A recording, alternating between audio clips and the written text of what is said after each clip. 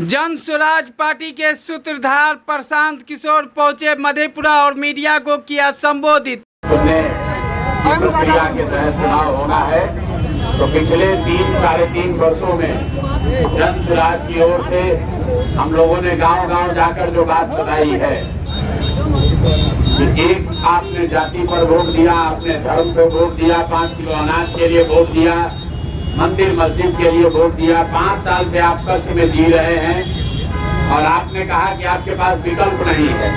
बिहार में पिछले 30-35 साल से लालू जी के डर से नीतीश और भाजपा के डर से लोग लालू जी को वोट देते हैं। तो जन स्वराज ने इस बार वो विकल्प दिया है। बिहार के लोगों के पास अवसर है। अगर आपको लालू जी से डर लगता है तो आपको लालू के डर से भाजपा नीतीश को वोट देने की जरूरत नहीं है, आप जन स्वराज को वोट दे सकते हैं। और अगर आपको लालू नीतीश और भाजपा पसंद नहीं है तो आपको लालटेन का जंगल राज वापस लाने की मजबूरी नहीं है, आप जन स्वराज को वोट दे सकते हैं। आपके सामने बेहतर विकल्प है। अब अगर बिहार की जनता इस बेहतर विकल्प को नहीं चुनेगी तो अगले 15 दिन के बाद फिर जिस व्यवस्था में आप जी रहे हैं, जहां पर राशन कार्ड के लिए आपको 2500 रुपया लगता है, जहां आपको इंदिरा आवास नहीं मिला, जमीन नहीं मिला, जहरीली शराब, अवैध शराब बिक रही है, बच्चों के लिए पढ़ाई नहीं है, रोजगार नहीं है, आपके बच्चे बाहर पलायन करके गए हैं। अगर इस व्यवस्था से निकलना चाहते हैं, अपने बच्चों के पीठ से मजदूरी का बोरा हटाना चाहते हैं तो स्कूल का बस्ता बांधिए। अगर आप नहीं करेंगे तो अगले 5 साल तक भी ये बदलाव होगा नहीं, आपकी स्थिति सुधरेगी नहीं।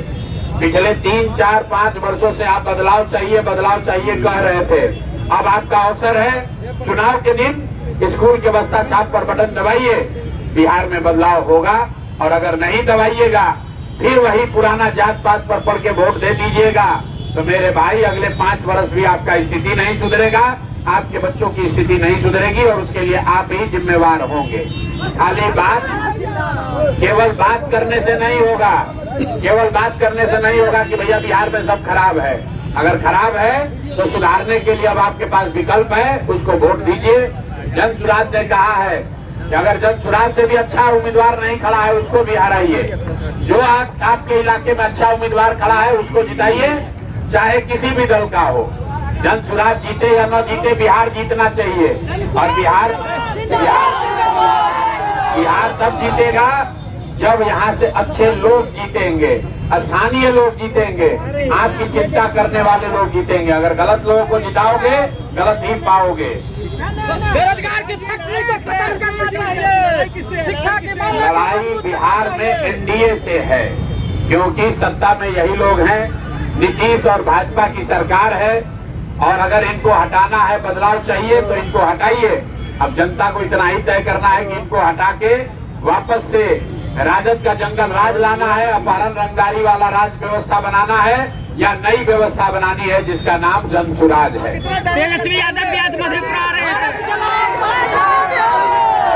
भाई लोकतंत्र है, सबको सब जगह आने जाने का अधिकार है, सबको अपनी बात कहने का अधिकार है।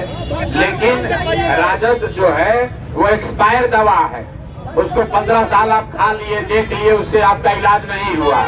15 साल राजद की सरकार में बिहार में जंगल राज रहा, अपहरण रंगदारी, बिजली पानी सड़क सब बर्बाद।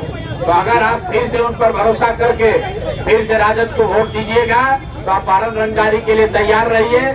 शेर बूढ़ा भी हो जाएगा तो मांस ही खाएगा, दूध नहीं पिएगा। तेजस्वी यादव भी घोषणा पे घोषणा कर रहे हैं, बड़ा पिटारा खोल दिया है। घोषणा पे घोषणा करना ही दिखाता है कि कितना घबराहट में है।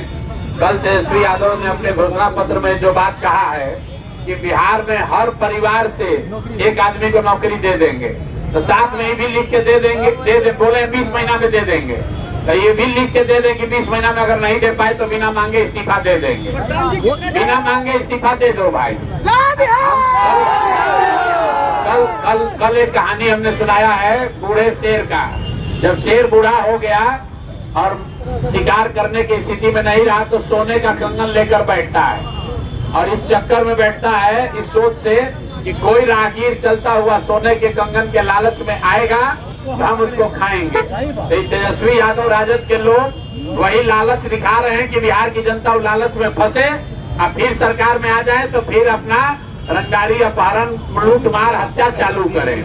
अब किसी भी हालत में लोग राजद को जिताने वाले नहीं है, राजद की सरकार बनने वाली नहीं है। और मधेपुरा की जनता से ये आग्रह करना चाहेंगे, आपके जो विधायक हैं, आपके जो विधायक हैं भैया, इन्हीं के विधायक के रहते हुए एक भी अगर यहाँ शिक्षा व्यवस्था सुधरी है तो बता दीजिए। शिक्षा मंत्री थे, यहाँ के ये पढ़े लिखे आदमी हैं, और आपके बच्चों का जब पेपर लीक हुआ, पटना में लाठी चला, इन साहब ने मुंह नहीं खोला।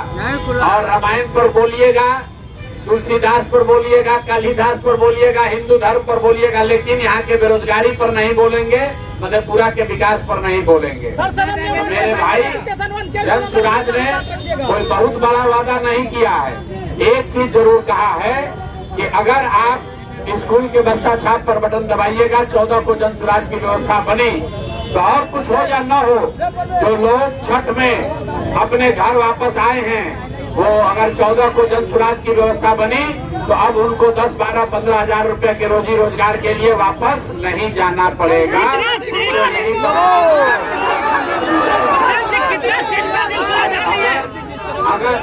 अगर आप रुकिए,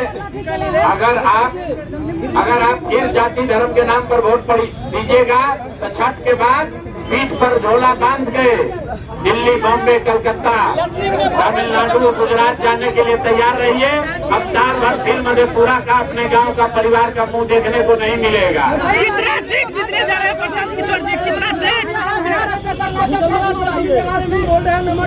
मेरे भाई, गुजरात में लाठी चले या महाराष्ट्र में गाली पड़े, तमिलनाडु में मार के भगाए या पंजाब में मार के भगाए, ये इसलिए है कि बिहार में रोजगार नहीं है। और बिहार में रोजगार नहीं तो अभी सरकार बन रही है। 20 वर्ष से जो नीतीश और भाजपा की सरकार है, आपको रोजगार नहीं मिला। आप गुजरात, तमिलनाडु जाके मजदूरी कर रहे हैं, तो फिर जाके वोट दोगे, फिर जाके वोट उसी को दोगे तो आपका कैसे सुधार होगा। इसलिए ये प्रशांत किशोर की, ये खाली प्रशांत किशोर की लड़ाई नहीं है, ये प्रशांत किशोर की लड़ाई नहीं है, ये आपकी लड़ाई है। अगर अपने बच्चों के पीठ से मजदूरी का बोरा हटाना चाहते हो तो स्कूल का बस्ता पकड़ाइए। बिना पढ़ाई के कोई उपाय नहीं है। और नहीं तो नेता सब जाति धर्म में बांट कर आपसे वोट लेता रहेगा। नेता का लड़का हेलीकॉप्टर पर चलेगा और आपका लड़का रोड पर चलेगा, उसके पैर में चप्पल भी नहीं होगा।